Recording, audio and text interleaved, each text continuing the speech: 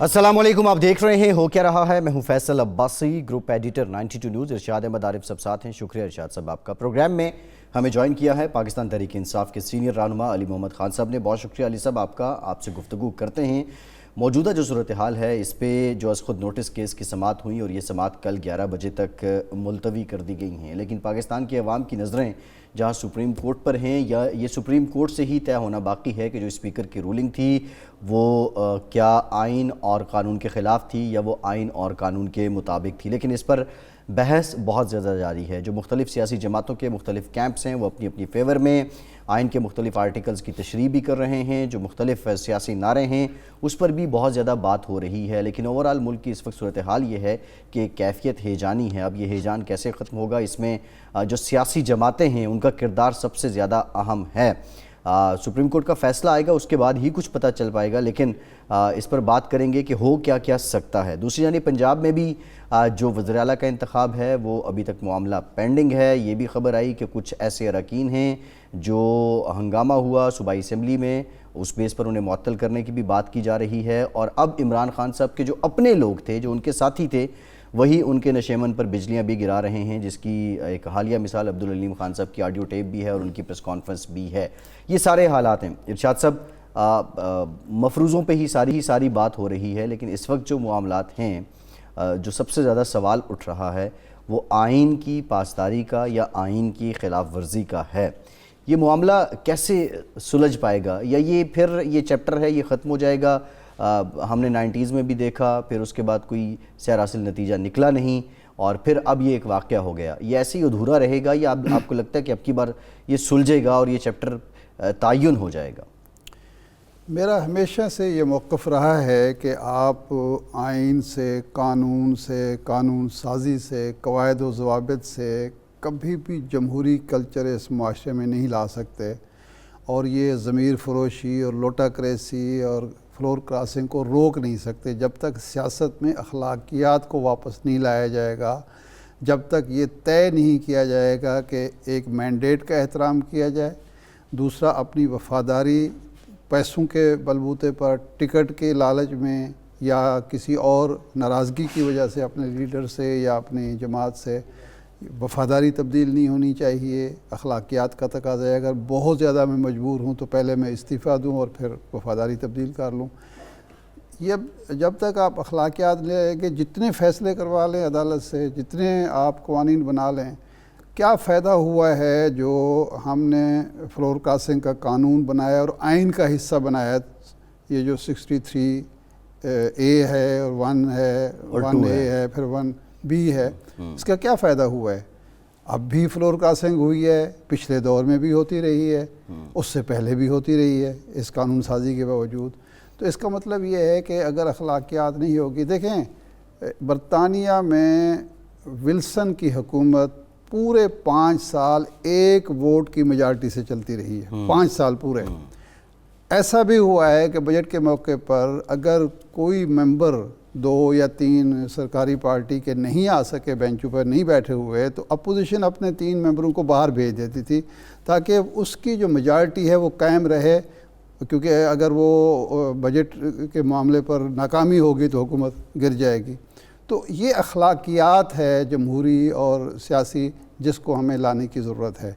लेकिन अली मोहम्मद ख़ान साहब मौजूद हैं, हम उनसे डिस्कस करते हैं यही मामला। सबसे पहले तो सवाल मेरा ये होगा अली मोहम्मद ख़ान साहब कि ये जो रूल अगर कल या परसों 2-3 दिन में फ़ैसला मुतवक्के है, अगर रूलिंग वापस हो जाती है, गैर कानूनी गैर आइनी करार पाती है, तो फिर आपका लाहे अमल क्या होगा? क्या आप तैयार हैं तहरीक आदमियत बात को फेस करने के लिए? कोई और प्लान भी आप बना रहे हैं? बिस्मिल्लाहिर्रहमानिर्रहीम, अल्लाहुम्मा सल्लि व सल्लिम व बारिक अला सय्यिदिना मोहम्मद। बहुत शुक्रिया इरशाद भाई, आपको, फैसल भाई आपको जो है बहुत बहुत रमज़ान मुबारक। खैर मुबारक जी। देखें केस अदालत अज़्मा में सुप्रीम कोर्ट ऑफ पाकिस्तान में सुना जा रहा है और इत्तेफाक से मुझे कार्रवाई देखने का मौका मिला। आज भी और कल भी, परसों भी मैं उधर ही था।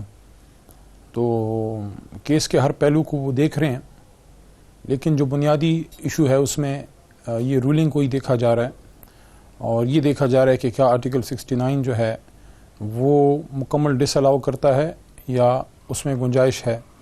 میرے خیال میں جو میرا انڈرسٹینڈنگ ہے، جو ہماری معزز عدلیہ ہے اور جو محترم جج صاحبان ہیں، وہ حتی الامکان کوشش کریں گے کہ وہ مقننہ کے پارلیمان کے ڈومین میں نہ جائیں. اور یہ ہمیشہ سے روایت رہی ہے، جو بہت اپریشیٹ کرنے کے قابل بھی ہے کہ ہمیشہ سے عدالت عظمیٰ نے اور عدالتوں نے مقننہ کو سپیس دی ہے اور کوشش کی گئی ہے کہ پارلیمان میں جج صاحبان اور اس طرح کے باقی معاملات کو ڈسکس ان کے جو کیریکٹر ہوتا ہے یا جو ان کے ذاتی کچھ چیزیں اس کو ڈسکس نہ کیا جائے، اور اس کا سب نے احترام رکھا ہے.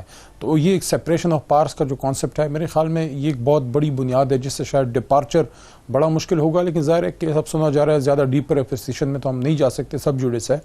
لیکن جو مجھے لگ رہا ہے وہ یہی ہے کہ جو آئین کی ایک پابندی ہے اس کا کسی نہ کسی لیول پہ جا کے ایک ریسٹرکشن ضرور اپلائی کی جائے گی. لیکن یہ بہت بڑا ایک اقدام تھا، بہت بڑا فیصلہ ہے پاکستان کی آئینی تاریخ میں، پاکستان کی سیاسی تاریخ میں، کہ عدم اعتماد پیش ہوئی اور وہ ایک آرٹیکل 5 کی بنیاد پہ جو ہے وہ ریجیکٹ کر دی گئی. تو ظاہر ہے اس کی سب سے بڑی آربیٹرر اور سب سے بڑی انٹرپریٹر تو عدالت عظمیٰ ہی ہے. تو جب ان کا فیصلہ کل یا پرسوں جب بھی آتا ہے، اس کے بعد ہم زیادہ بہتر پوزیشن میں ہوں گے. آپ نے پوچھا کہ کیا ہمارا عمل کیا ہوگا. پہلی بات تو یہ ہے کہ آخری آربیٹر دنیا میں تو ہمارے لیے تو سپریم کورٹ ہے. تو جو فیصلہ ہوگا اس کو انشاءاللہ احترام سے اور اس کا احترام کیا جائے گا.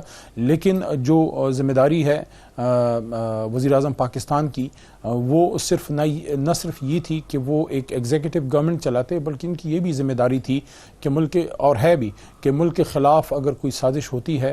جو یہ چیز سامنے آئی ہے، دیکھیے بڑی الارمنگ ہے کہ پاکستان میں رجیم چینج کی کوشش باہر سے کی جائے، اور اس پہ بہت سی گفتگو ہو رہی تھی، سیاسی جلسوں میں بھی ہو رہی تھی، ٹی وی پروگرامز میں بھی ہو رہی تھی.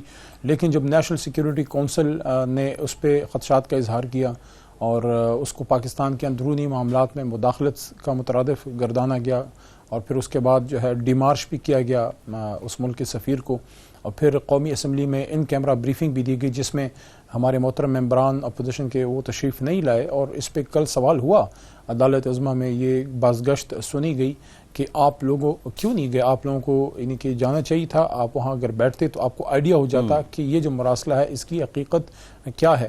تو یہ بہت بڑا نقطہ ہے کہ اس کو اوائڈ کیا گیا. تو اس کو تو دو صورتوں میں اوائڈ کیا جا سکتا ہے، یا تو آپ جو ہے خدا نہ کرے، میں لفظ اس کا خدا نہ کرے، آپ کسی سازش کا حصہ ہیں، اس وجہ سے آپ کو پہلے سے پتا تھا کہ اس میں کیا ہے، یا پھر آپ حقیقت جاننا ہی نہیں چاہتے. دونوں صورتوں میں یہ مناسب طرز عمل نہیں ہے کہ اگر آپ کی عدم اعتماد، اگر بالفرض محال یہ سازش نہیں بھی تھی، تو اگر آپ کی ایک عدم اعتماد پہ ایک بہت بڑا سوالیہ نشان اٹھا تو آپ کو ادھر آنا تو چاہیے تھا. بہرحال to cut the long story short, میں سمجھتا ہوں کہ پاکستان کا آئین جو ہے مقدم ہے. ہمارا ملک ہماری جان سے زیادہ اہم ہے، کسی بھی شخصیت سے زیادہ پاکستان اہم ہے. پاکستان آگے رہے گا، ہم سب آتے رہیں گے، اپنا اپنا رول پلے کرتے رہیں گے، پھر ہم سب سائڈ ہو جائیں گے، پھر کسی کو یاد بھی نہیں رہے گا. کوئی علی محمد ہوا کرتا تھا، آتا تھا پروگرام میں، یا اسمبلی کا منسٹر یا ممبر تھا. پاکستان نے رہنا ہے. تو ہم جو بھی فیصلہ کریں، آج کل پرسوں جو بھی فیصلے ہم کریں، جو بھی فیصلہ ساز ہیں، ہمارے سامنے سب سے پہلے کیا چیز ہونی چاہیے؟ سب سے پہلے پاکستان ہونا چاہیے کہ پاکستان کا مفاد کس چیز میں وہ ہم کریں. عمران خان صاحب کی حد سے آخری بات، عمران خان صاحب کی حد تک میں آپ کو یقین دلانا چاہتا ہوں، عمران خان صاحب کی حد تک میں آپ کو یقین دلانا چاہتا ہوں کہ ان کا مقصد اور ان کا مطمع نظر صرف اور صرف پاکستان ہے. اس وجہ سے پہلی بار ہوا ہے کہ ایک شخص نے باوجود حکومت میں ہوتے ہوئے وہ انہوں نے اقتدار کو لات ماری ہے. دیکھیں اس بات کو مت بھولیے کہ یہ جب پرسوں محترم اسپیکر صاحب کی چیئر سے جب ڈپٹی اسپیکر صاحب نے عدم اعتماد کو رد کر دیا اور پروروگ ہو گیا اجلاس، اگر عمران خان صاحب چاہتے بڑے آرام سے 6-8 مہینے اس کو کھینچ کھول سکتے تھے، کیونکہ ایک بار عدم اعتماد ریجیکٹ ہو جائے، پھر دوسری آنا، پھر اس پہ گفت و شنید ہونا، پھر آگے اجلاس بجٹ کا آ رہا تھا. تو اگر چاہتے تو پرولونگ کر سکتے تھے.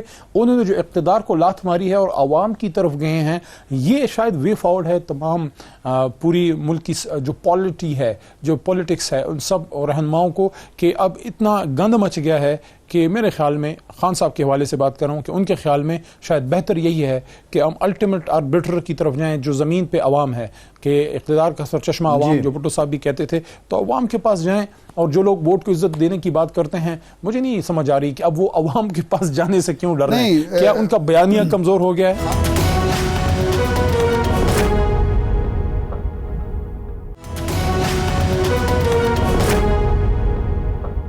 خان خان صاحب اپوزیشن یہ کہتی ہے کہ یہ بات تو ہم مطالبہ کر رہے تھے 1 سال سے، اگر خان صاحب نے عوام کی طرف ہی جانا تھا تو یہ 8 مارچ سے پہلے بھی جا سکتے تھے، اس وقت نہیں گئے، یا اگر وہ ایک سازش کو تشدد کرنا چاہتے تھے تو وہ 27 مارچ کو جلسے میں وہ خط دکھا کے لہرا کے اس کے بعد استعفیٰ دے دیتے، عوام کے پاس چلے جاتے۔ وہ راستہ اختیار نہیں کیا، ایک آئینی یا قانونی جو عمل تھا اس کو روک کے اور ایک آئینی بحران پیدا کر کے یہ راستہ جو اختیار کیا گیا ہے، کیا یہ مناسب ہے؟ دیکھیں 8 مارچ سے پہلے تو ظاہر ہے ہمیں بھی نہیں پتا تھا کہ عدم اعتماد ہے، اور وزیر اعظم صاحب کو بھی شاید نہیں پتا تھا۔ دو نکات بڑے اہم ہیں، پاکستان کے اندر جو بھی ہو، حکومتیں بنے گریں، کتنی عددی اکثریت ہے، کس کے پاس کتنا ووٹ ہے، یہ فیصلے ہم پاکستانی مل کے کریں۔ ہم پاکستانی مل کے فیصلے کریں کہ کس کو ہم نے حکومت بنوانا ہے، ووٹ کے ذریعے حکومت بنتی ہے۔ ہمارے فیصلہ سازی پاکستان کے اندر ہو، جب یہ اختیار حق اقتدار یہ جب ہم باہر ڈیپوٹیشن پہ دے دیں یا اس کو آگے کسی کے حوالے کر دیں جو لگتا ہے اس سے، تو پھر وہ ایک آرگینک، ایک جینوئن پولیٹیکل موشن یا موومنٹ نہیں لگتی، پھر وہ ایسا لگتا ہے جیسے ڈانڈے بار سے ہلتے ہیں۔ یعنی یہ بڑی عجیب بات ہے۔ علی صاحب جو سوال ہے جو شاد صاحب بھی کر رہے ہیں کہ کیا ہی خوب ہوتا خان صاحب نے جب عوام کے پاس جانا ہی تھا تو وہ استعفیٰ دے دیتے اور عوام کے پاس چلے جاتے۔ استعفے پہ ایک آئینی بحران جیسے اقدام کو ترجیح کیوں دی گئی، یہ بنیادی طور پہ ہم جاننا چاہ رہے ہیں۔ مختلف آپشنز عمران خان صاحب کے پاس تھے، میں تو ظاہر ہے جو بالکل ہی کور ڈسکشن ہے اس کا تو میں حصہ نہیں تھا، لیکن ظاہر ہے سب چیزیں پھر خان صاحب ہم سے شیئر بھی کرتے ہیں، اور اس حوالے سے میں آپ کو یہ کہنا چاہتا ہوں کہ خان صاحب کی جو طبیعت ہے، جو ان کا مزاج ہے، اور جتنا میں ان کو اتنے سالوں سے ان کے ساتھ ہوں، میں سمجھا ہوں، وہ ہار ماننے والے آدمی نہیں ہیں، وہ میدان سے بھاگنے والے آدمی نہیں ہیں، وہ ایک کمزوری کے ساتھ آگے جانے والے آدمی نہیں ہیں۔ استعفیٰ ایک بہت ہی کمزوری کا ایک شائبہ شاید ان کو لگتا کہ استعفیٰ دے کے، کیونکہ عوام نے ان کو استعفیٰ دینے کے لیے نہیں بھیجا تھا، عوام نے ان کو ملک چلانے کے لیے بھیجا تھا۔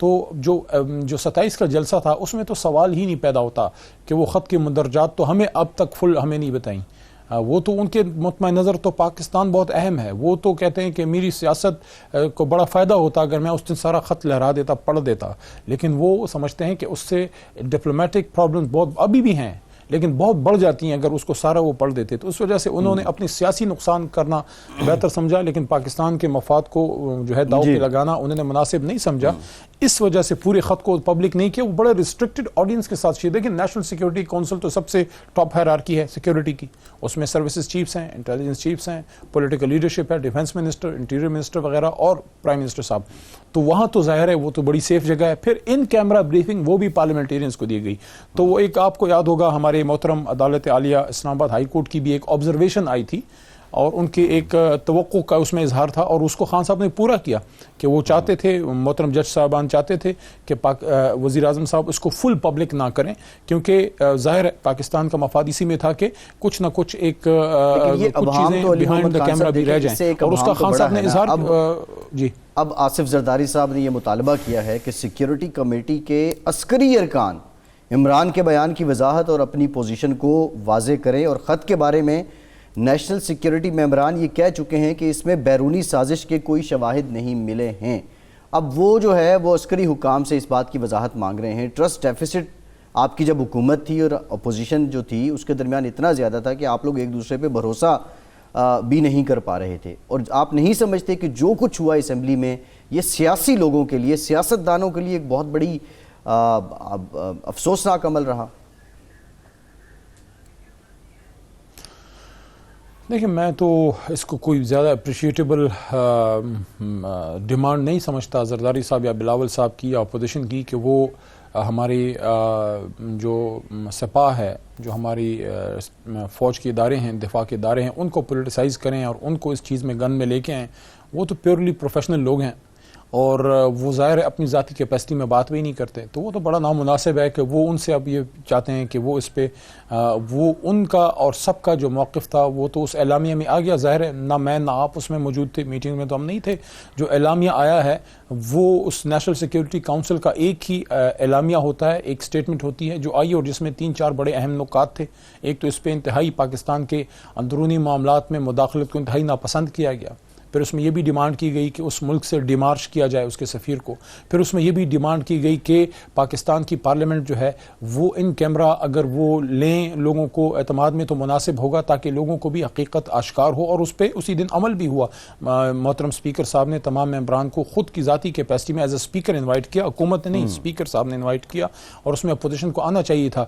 تو اگر آپ اس کو اب ایک سارے اس کو کلیکٹو پیرائے میں دیکھیں تو نیشنل سیکیورٹی کونسل کا ایک اعلامیہ آ گیا جس میں اندرونی معاملات کی مداخلت کو پسند نہیں کیا گیا، اور ساتھ میں ڈیمارش. دیکھیں ڈیمارش آپ کب کریں؟ ڈیمارش آپ تب کرتے ہیں جب آپ محسوس کرتے ہیں کہ انہوں نے زیادتی کی ہے ہمارے معاملات میں مداخلت. تو اس تناظر میں مداخلت صرف عدم اعتماد پہ تھی، کیونکہ جو مراسلہ ہے اس میں تو اور کوئی بات نہیں تھی، اس میں تو عدم اعتماد کے حوالے سے ساری ڈسکشن تھی. تو عدم اعتماد کو پاکستان کی اندرونی معاملات میں مداخلت گرداننے کے بعد ڈیمارش کی ڈیمانڈ کرنا، اس سے زیادہ زرداری صاحب اور کیا چاہتے ہیں کہ ان کی عدم اعتماد انتہائی ٹینٹڈ ہو چکی ہے، انتہائی پراگندہ ہو چکی ہے. اور اس وجہ سے ایک بہت بڑا فیصلہ جو ہے اسپیکر چیئر سے آیا، جو ماضی میں اس کی مثال نہیں ملتی، لیکن ماضی میں عدم اعتماد باہر سے اسپانسر کرنے کی بھی جو ایک مبینہ ایک بات آ رہی ہے اس کی بھی مثال نہیں ملتی. یہ جو آپ جس پہلو پہ بات کر رہے ہیں اس پہ ڈیٹیل ڈسکشن کی ضرورت ہے. فی الوقت کے لیے علی محمد خان صاحب آپ کا بہت شکریہ. ایک بریک لیتے ہیں اور بریک کے بعد سے ڈاکٹر مصدق ملک صاحب ہمیں جوائن کریں گے. ان سے ہم جانیں گے کہ یہ جو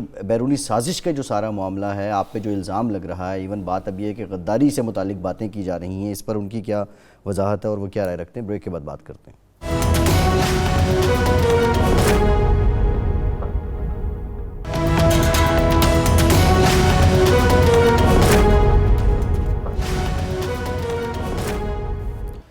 بریک کے بعد ایک بار پھر سے آپ کو خوش آمدید کہیں گے. ہمیں جوائن کیا ہے مسلم لیگ نون کے سینئر رہنما سینیٹر ڈاکٹر مصدق ملک صاحب نے. ڈاکٹر صاحب thank you very much for your time. Doctor صاحب آج بڑی دھواں دھار قسم کی آپ کی پریس کانفرنس تھی اور جو معاشی پہلو آپ نے یہاں کیے، ہمیں تو یہ لگ رہا ہے کہ باقی جتنے بیانیے تھے نون لیگ کے، مجھے کیوں نکالا، ووٹ کو عزت دو، اس کو نہیں، بلکہ اب جو حکومت کی معاشی ناکارکردگی تھی اسی کو بنیاد بنا کے آپ انتخابات کی جانب جا رہے ہیں. کیا ایسا ہی ہے؟ آپ کو ایسا کیوں لگا؟ ڈاکٹر صاحب ایسا اس لیے لگا کہ ہم یہ دیکھ رہے ہیں کہ پچھلے 6-8 مہینے سے ووٹ کو عزت دو کا معاملہ بھی خاموش تھا، مجھے کیوں نکالا بھی خاموش تھا، اور معاملات بڑی خوش اسلوبی سے چل رہے تھے، باہم چل رہے تھے.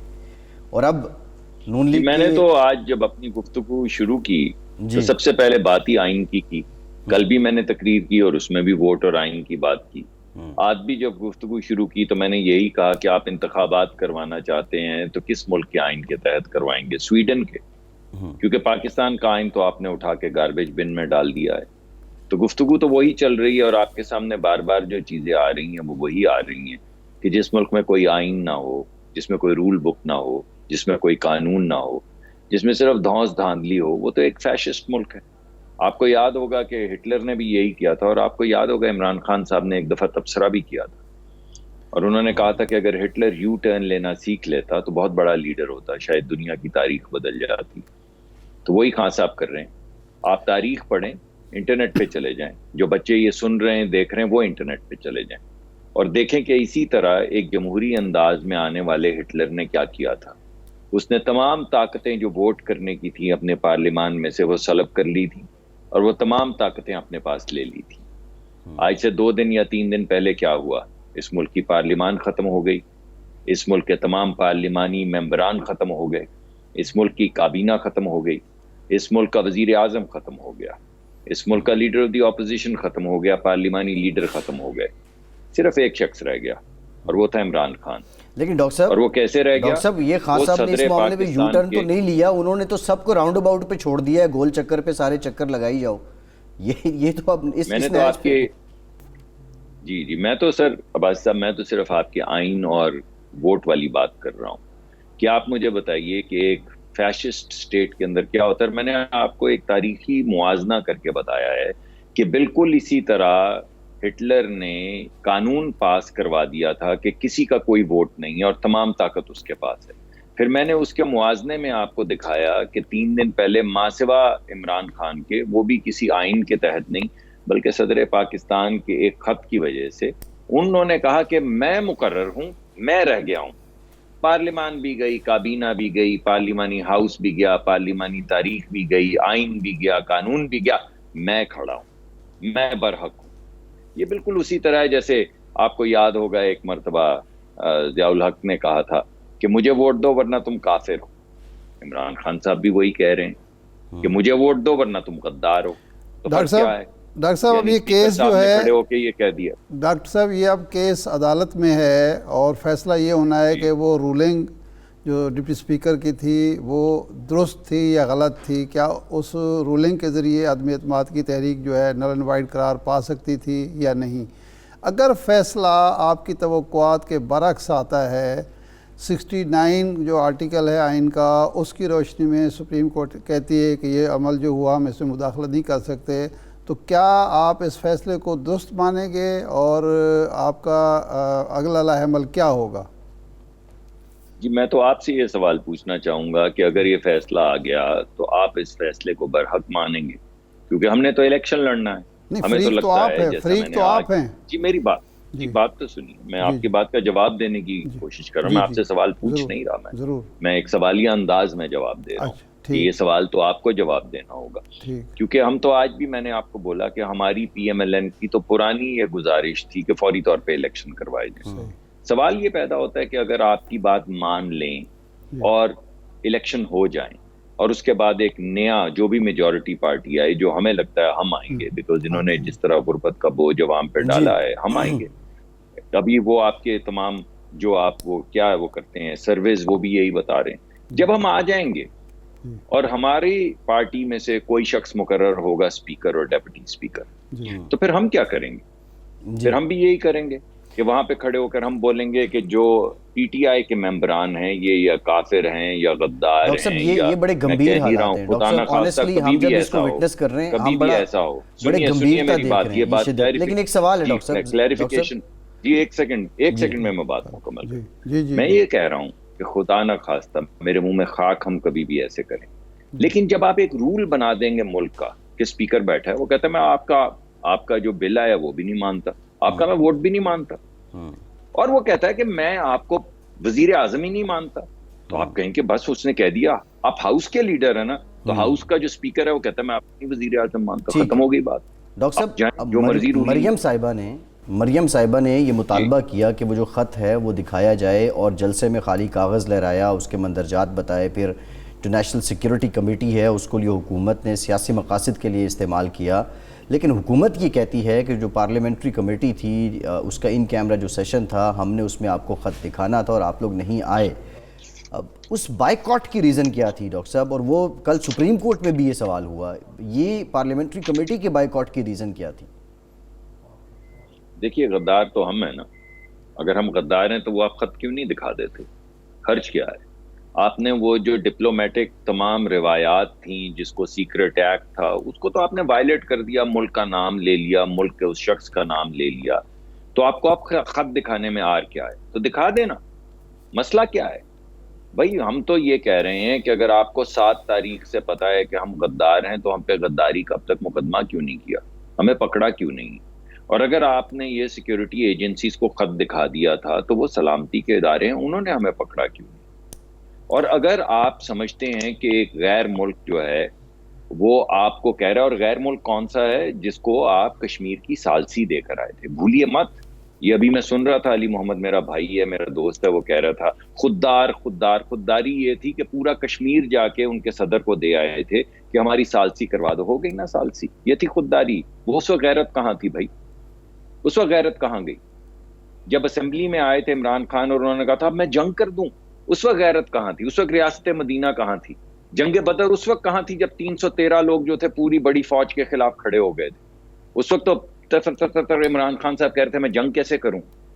وہ تو اللہ بھلا کرے ہماری افواج کا، جنہوں نے ان کے جہاز وہاز گرا دیے اور ان کے دانت کھٹے کر دیے، ورنہ ان کی تو ٹانگیں کانپ رہی تھی۔ انہوں نے تو جواب دے دیا تھا میں اب جنگ کر دوں، تو تم وزیر اعظم کس چیز کے بنے ہو؟ نہیں ڈاکٹر صاحب، یہ بات کا واقعہ ہے، وہ پاکستان کی کارروائی کے بعد جب اس کو، لیکن دیکھیے یہ واقعہ جو ہے میں جنگ کر عمران دوں، خان صاحب نے نہیں کہا تھا، یہ کہا تھا، یہ بعد کا واقعہ. پہلے وہاں جو ہم نے کارروائی کی، وہ جو گرفتار ہوا ابھینندن، اس کی رہائی کا جب فیصلہ انہوں نے سنایا تو شہباز صاحب نے سوال کیا، اس کے جواب میں انہوں نے کہا کہ آپ سمجھتے ہیں کہ میں جنگ کر دوں، آپ اجازت دیتے ہیں. یہ بات کہی گئی تھی. جی سوال یہ نہیں، ایسے نہیں ہوا تھا، میں وہاں موجود تھا بھائی، جوائنٹ سیشن تھا. جی. انہوں نے کہا تھا کہ آپ کیا چاہتے، کوئی سوال نہیں تھا، تقریریں ہو رہی تھی. انہوں نے کہا تھا میں جنگ کر دوں. تو آپ اگر آپ نہیں جنگ کر سکتے جی تو بھائی ہم نے تو 6 ایٹمی دھماکے کر دیے تھے نا، ہمیں بھی کوئی جواب ایسا ہی دینا چاہیے تھا تقریر کے جواب میں. ہمیں بھی کہہ دینا چاہیے تھا کہ نہیں چھوڑ دیں، کیا بات ہے. تو میں آپ کو یہ کہہ رہا ہوں، یہ غیرت کا تقاضا کرنے والے، مدینہ کی ریاست بنانے والے، ان کو جنگ بدر بھول گئی ہے. ان کو کون سی جنگ بھولی ہے؟ ان کو کون سا وہ سپہ سالار بھولا ہے؟ ان کو کون سا خلیفہ بھولا ہے جن کا نام لیتے ہیں؟ تو یہ کون سی مدینہ کی ریاست ہے جس کے اندر آپ کہہ رہے ہیں میں آپ جنگ کر دوں، میں آپ کیا کر دوں؟ میری اب غیرت جاگ گئی ہے. جب میں کشمیر جا کے ان کو ایک جھولی میں ڈال کے آیا تھا ثالثی کروانے کے لیے، اس وقت میری غیرت، اس وقت کہاں تھی غیرت؟ ڈاکٹر صاحب آج اس وقت خودداری کہاں تھی؟ شہباز صاحب نے بھی مطالبہ کیا، ابھی پریس کانفرنس کر رہی ہیں مریم نواز صاحبہ، وہ کہہ رہی ہیں کہ سیکیورٹی اداروں کو وضاحت کرنی چاہیے کیونکہ نیشنل سیکیورٹی کمیٹی کے اجلاس کو استعمال کیا گیا ہے سیاسی مقاصد کے لیے. تو کیا آپ سمجھتے ہیں کہ اب سیکیورٹی اداروں کو انوالو کیا جائے سارے معاملے میں؟ نہیں، انوالو تو عمران خان کر چکے ہیں. جی بھائی آپ مجھے بتائیے، ہم نے تو نہیں آ کے کہا کہ نیشنل سیکیورٹی جو ہے وہ کہہ رہی ہے کہ آپ لوگ غدار ہیں. یہ تو عمران خان صاحب کہہ رہے ہیں، روز کہہ رہے ہیں. کس دن انہوں نے نہیں کہا؟ تو آپ نے اچھا کیا مریم کی بات یاد کروائی، آپ نے اچھا کیا شہباز صاحب کی بات کروائی آپ نے، مگر 3 5 10 دن سے عمران خان صاحب جلسوں میں لاکھوں کے کھڑے ہو کے جو ٹی وی پہ سکرینیں دیکھ رہے ہوتے ہیں، ان لوگوں کو بتا رہے ہیں کہ نیشنل سیکیورٹی کے اندر یہ ثابت ہو گیا کہ یہ غدار ہے. تو انوالو تو کر دیا انہوں نے. اب نیشنل سیکیورٹی والے ہمیں بتا دیں کہ ہم غدار ہیں یا نہیں، یا ملک کا جو وفاق ہے وہ ہمیں بتا دے. آپ مجھے یہ بتائیے کہ جس ملک کے اوپر آپ الزام لگا رہے ہیں کہ اس نے آپ کے ملک کا آئین سبورٹ کیا، آپ کے ملک کے اندر سازش کی، اور آپ یہ کہہ رہے ہیں کہ آپ کے الیکٹڈ ممبران 197 ممبران نہیں، وہ اگر آپ یاد صادق صاحب کو ڈالیں تو 197 بنتے ہیں. 197 ممبران غدار ہیں، اور آپ بار بار سیکیورٹی کمیٹی کا حوالہ دے رہے ہیں. تو کوئی جواب تو آئے نا یار. یہ ہمیں کم از کم پکڑ تو رہے ہیں، اپنی عزت رکھیں اگر ہماری نہیں رکھنی. اور میں یہ سمجھتا ہوں کہ اس ملک کے OIC کی میٹنگ کے اندر، اسی ملک کے جس پہ آپ نے الزام لگایا، اس کے اسی ادارے کے وزارت خارجہ کے ایک بڑے افسر کو لا کے آپ نے OIC میں کیسے بٹھا دیا بھائی؟ آپ کی غیرت کی وہ غیرت اور خودداری کا کیا ہوا؟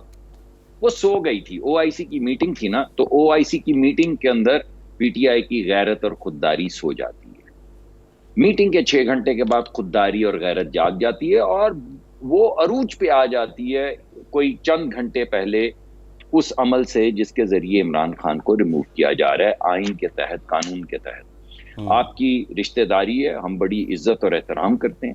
آپ سپورٹ کرتے رہے ہیں. لندن کے میئر کے الیکشن میں اپنے ایک رشتہ دار کو، آپ کی زوجہ تھی، اب آپ کی زوجہ نہیں ہے، ان کے بھائی الیکشن لڑ رہے تھے. ہم نے کبھی آپ پہ کوئی الزام نہیں لگایا. اچھا ڈاکٹر صاحب، کہ آپ کیوں ان سے ملتے ہیں، جی کس سے ملتے ہیں. پنجاب کی بات کر کل علیم خان نے، میں آخری بات کر دوں، علیم خان صاحب نے کل کہا کہ یہ ملتے تھے امریکی سفیر سے.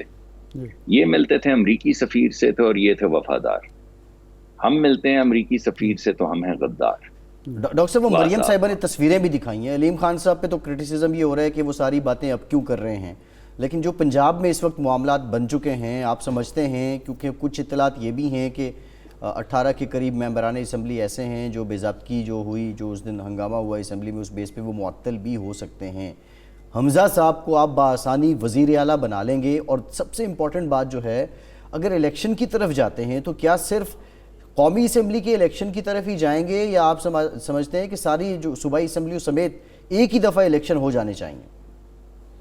جو آئین کہتا ہے وہی ہوگا. آپ کے کہنے میرے کہنے سے کیا ہوگا؟ یعنی وزیر اعظم وفاقی حکومت کو ڈیزالو کر سکتا ہے، اور وزیر اعلیٰ صوبائی حکومت کو ڈیزالو کر سکتا ہے. یہ آئین کہتا ہے. جو آئین کہتا ہے وہ ہوگا.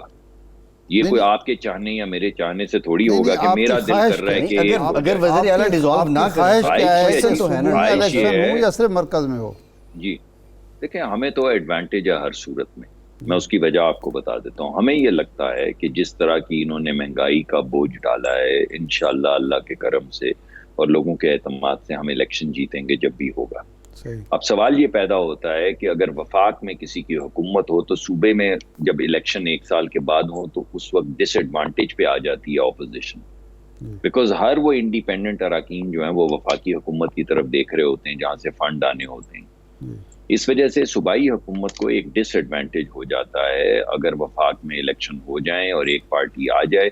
اس وجہ سے ہمارے ہاں روایت یہ ہے کہ سارے الیکشن اکٹھے ہوتے ہیں, لیکن ہم آئین کو تو پامال نہیں کریں گے نا. جو آئین کہتا ہے وہ ہوگا, لیکن میرا خیال ہے کہ بہتر یہ ہوگا کہ سب الیکشن اکٹھے ہوں تاکہ کسی کو کوئی انڈیو ایڈوانٹیج نہ ہو, اگرچہ انڈیو ایڈوانٹیج انشاءاللہ اس دفعہ ہمیں ہوگا. اچھا یہ فرمائیں کہ اب الیکشن اگر ہوتے ہیں الیکشن کی طرف ہی جاتے ہیں, اب نہیں ہوئے تو آپ کی حکومت اگر آ گئی تو پھر وہ بھی الیکشن کرائے گی, تو الیکشن آپ پی ڈی ایم کے پلیٹ فارم سے لڑیں گے یا الگ الگ جماعتیں ہوں گی, ادھر اکیلا عمران خان ہوگا اور آپ الگ الگ تقسیم ہو کر الیکشن لڑیں گے اس کے مقابلے میں؟ نہیں, مجھے اس سے کچھ غرض نہیں ہے. کوئی فیصلہ کریں گی جماعتیں بیٹھ کے فیصلہ کریں گی کہ انہوں نے الیکشن اپنے انڈیپینڈنٹ فورم پہ لڑنا ہے یا اکٹھا لڑنا ہے. عمران خان صاحب نے بھی پہلے کئی الحاق کیے ہیں, کئی جگہ پہ سیٹ ایڈجسٹمنٹ کیا, وہ کون سے اکیلے, ان کا اکیلا ہے اور ہمارا اکیلا کیا ہے, جمع ہے. اسی طرح وہ الیکشن لڑتے رہے ہیں, کسی جگہ پہ سیٹ ایڈجسٹمنٹ کی, کہیں باپ کے ساتھ مل گئے, کہیں ایم کیو ایم کے ساتھ مل گئے, وہ بھی یہی کر رہے تھے. یعنی جو پارلیمانی جمہوری نظام ہے اس کے اندر ایک گنجائش ہے. ڈاکٹر صاحب بہت شکریہ. ڈاکٹر مصدق ملک صاحب, thank you very much for your بڑی نفیس اور بڑی شستہ گفتگو کرتے ہیں. ڈاکٹر صاحب ایک بریک لیتے ہیں, بریک کے بعد جو قانونی نکات ہیں ذرا اس پہ بات کریں گے سارے ماحول میں. ہمارے ساتھ رہیے.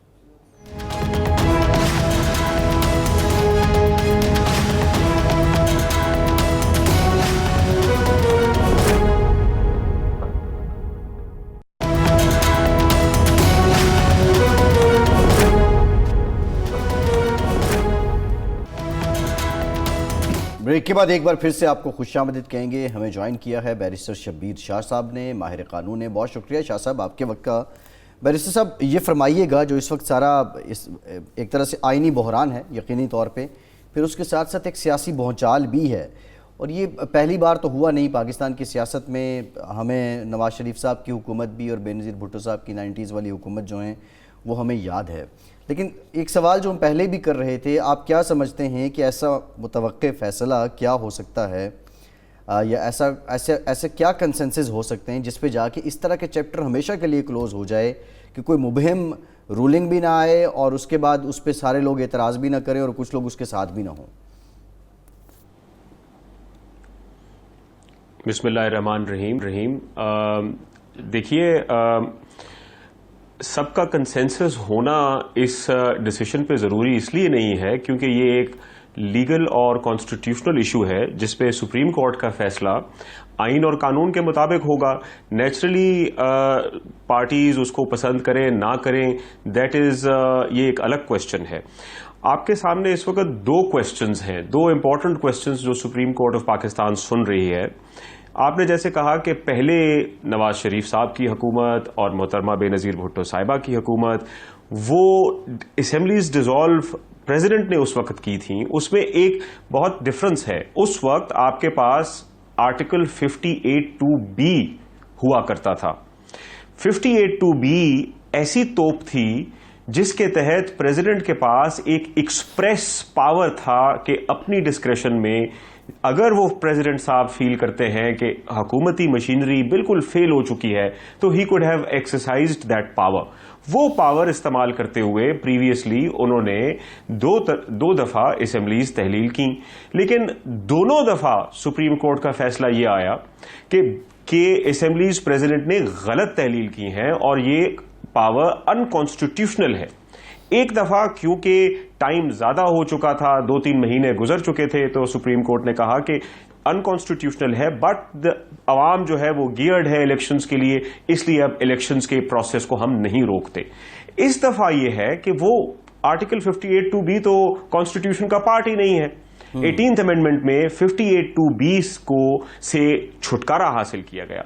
अब 58(2)B पार्ट कॉन्स्टिट्यूशन का नहीं है, फिर भी अगर ये पावर एक सिविलियन गवर्नमेंट, एक डेमोक्रेटिक गवर्नमेंट, ये इस्तेमाल हो रहा है power in violation of the constitution, तो ये तो ओपन एंड शट केस है। अगर सुप्रीम कोर्ट चाहती और अगर ये इस्तदा सुप्रीम कोर्ट के सामने रखी गई थी तो सस्पेंड कर सकती थी। प्रेसिडेंट का जो पावर है ये एक एग्जीक्यूटिव ऑर्डर है, शबीर ये शाह कोई साहब, कानून पास नहीं हुआ जिसको सुप्रीम कोर्ट। जी शाह सर, साहब, मैं गुजारिश करूं कि असम्बली 93 में एक दफ़ा वज़ीर आज़म भी डिज़ाल्व कर चुके हैं, वज़ीर आज़म मियाँ मोहम्मद नवाज शरीफ साहब, और ये इख्तियार 73 के आइन में वज़ीर आज़म को दिया गया था, जो आज तक बरकरार है कि वो असम्बली डिज़ाल्व कर सकता है। क्वेश्चन यहाँ जो है वो है रूलिंग का। अब ये रूलिंग की वजह से ये मौका मिला ना अपना वज़ीर आज़म को, और आपने अदम एतमाद की तहरीक भी अपोजिशन इसलिए जमा कराई थी कि वो असम्बली डिज़ाल्व ना कर सकें। यानी मतालबा ये था कि वज़ीर आज़म चला जाए, लेकिन रास्ता रोक दिया गया ताकि डिज़ाल्व ना कर सकें और ना जाएं। तो रूलिंग के हवाले से कि अगर कोई ऐसी डिसीजन आता है जिसकी वजह से अवाम से रुजू करना मुमकिन नहीं रहता, अवाम के पास आप नहीं जा सकते, तो क्या ये दुरुस्त होगा और इससे महाज़ाराई और बहरान बढ़ेगा नहीं? सर ऑब्वियसली एक कॉन्स्टिट्यूशनल क्राइसिस क्रिएट हो चुका है, केओस क्रिएट होगा। लेकिन अगर मैं आपकी मुझे इजाज़त दें, मैं रहनुमाई आपकी फरमाऊं कि आर्टिकल 58 में प्राइम मिनिस्टर के पास ये पावर है कि वो असेंबली डिसॉल्व करने की एडवाइस प्रेसिडेंट साहब को दे सकते हैं, लेकिन सिर्फ एक सिचुएशन में नहीं दे सकते, unless the vote of no confidence has been voted upon. यहां पे vote of no confidence resolution तो ऑलरेडी पास हो चुका था, उसका वोट रहता था। अगर वोट ऑफ कॉन्फिडेंस पे वोट नहीं हुआ, उस सिचुएशन में प्राइम मिनिस्टर के पास स्पेसिफिक आर्टिकल 58 में मना किया गया कि आप ये पावर इस्तेमाल नहीं करेंगे। उसके बावजूद right in the face of the constitution ये पावर कैसे इस्तेमाल किया गया? इसमें तो जो रिजेक्ट हो गई ना, जो मसला है, स्पीकर ने उस तहरीक अदम एतमाद को रिजेक्ट कर दिया और उसका जो प्राइम मिनिस्टर का इख्तियार है वो बहाल हो गया। उसके बाद अब सवाल ये है कि आर्टिकल 69 की मौजूदगी में अदालत जो है कोई मुदाखलत कर सकती है इस मामले में? इस सबसे बहुत रेलेवेंट क्वेश्चन आपने पूछा है, यही क्वेश्चन सुप्रीम कोर्ट के सामने है। लेकिन इसका स्टार्ट अगर यूं हो कि आर्टिकल 95 कहता क्या है। आर्टिकल 95 के दो हिस्से हैं। पहला हिस्सा ये कहता है कि अगर पार्लियामान का 20% 20% जो MNAs हैं वो रिजॉल्व ये करते हैं कि जनाब हमें अदम एतमाद लेके आना है प्राइम मिनिस्टर के खिलाफ, वो रेजोल्यूशन पास हो जाता है।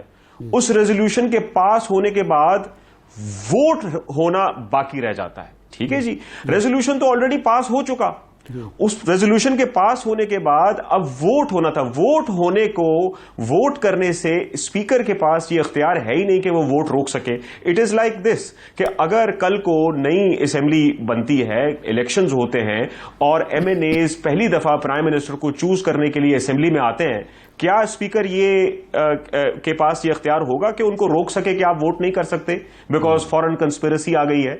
सो ये इख्तियार, ये रूलिंग स्पीकर के पास तो ये पावर है ही नहीं। ठीक है, अब सुप्रीम कोर्ट के सामने जो क्वेश्चन है, आर्टिकल 69 ये कहता है कि सुप्रीम कोर्ट या कोई भी कोर्ट पार्लियामेंट्री प्रोसीडिंग्स को क्वेश्चन या उस सुप्रीम कोर्ट में नहीं किया जा सकता। ठीक है, ये उसमें वाज़े लिखा हुआ है कि on the ground of इर्रेगुलरिटी of procedure. इसका मतलब यह है कि 69 एब्सोल्यूट बार नहीं है। 69 ये कहता है कि इर्रेगुलरिटी ऑफ प्रोसीजर पे तो आप इसको चैलेंज नहीं कर सकते, लेकिन अगर कोई कानूनी खिलाफ वर्जी होती है, अगर आप कॉन्स्टिट्यूशनल वायलेशन होती है, अगर कोई और ग्राउंड पे आप चैलेंज करना चाहे तो कर सकते हैं। जो इस्लामाबाद हाई कोर्ट का डिसीजन है यूसुफ ज़ा गिलानी साहब वाले मामले पे, वो आर्टिकल 69 को ही बेस करता है। ایک بریف کمنٹ کر دیں جو اسمبلی ڈیزالو کرنے کی سمری یا ایڈوائز ہے، کیا وہ پرائم منسٹر کے لیے بہت ضروری ہے کہ اس کو کیبنٹ سے ویٹ کروائے اور پھر وہ صدر کو بھیجے، یا ڈائریکٹلی بھی بھیجی جا سکتی ہے؟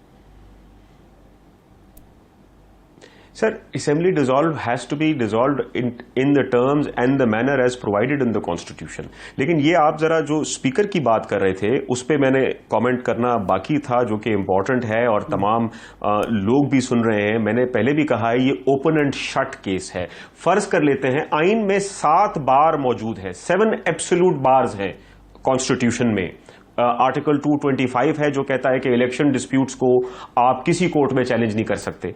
آپ اس کے بعد آرٹیکل 199 ہے جو کہتا ہے کہ افواج پاکستان کا کوئی بھی ایکشن آپ کورٹ میں چیلنج نہیں کر سکتے. اس طرح کے بارز کی موجودگی کے باوجود سپریم کورٹ اور ہائی کورٹ نے ایک جورسپروڈنس اسٹیبلش کی ہے کہ یہ 3 گراؤنڈز ہے جس پہ آپ notwithstanding the bars contained in the constitution آپ ہمارے پاس پھر بھی آ سکتے ہیں.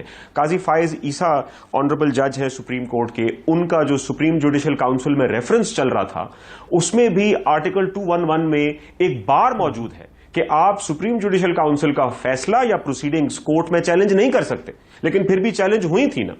تو وہ ایک 3 گراؤنڈز ہیں کہ اگر کسی بھی ادارے کا فیصلہ جی میلافیڈیس پہ بیسڈ ہے تو آپ کورٹ میں آ سکتے ہیں. جی بالکل ٹھیک ہے. بہت شکریہ بیرسٹر شبیر شاہ صاحب، ماہر قانون ہمارے ساتھ موجود ہے. ارشاد صاحب، ایک تو بہت زیادہ بات جو ہے وہ رولنگ پہ ہو رہی ہے، پھر پروسیجر پہ ہو رہی ہے، طریقہ کار پہ ہو رہی ہے. بریف کمنٹ ذرا کر دیں آپ. دیکھیں بات یہ ہے کہ ایک بات میں کہنا چاہتا ہوں مختصراً کہ یہ جو کہا جاتا ہے نا کہ عدم اعتماد کی تحریک تو پھر کبھی آ نہیں سکتی. جب بھی ایسی کوئی سازشی تھیوری سامنے آئے گی اور اس کو ویٹ کرے گی نیشنل سیکیورٹی کمیٹی تو پھر بھی ایسے ہی ہوگا، اسی طرح کی رولنگ آئے گی. ابھی عدالت کے فیصلے کا انتظار. جی ٹھیک ہے ارشاد صاحب، ٹائم ختم ہو گیا. بہت شکریہ آپ کا، اجازت دیجیے.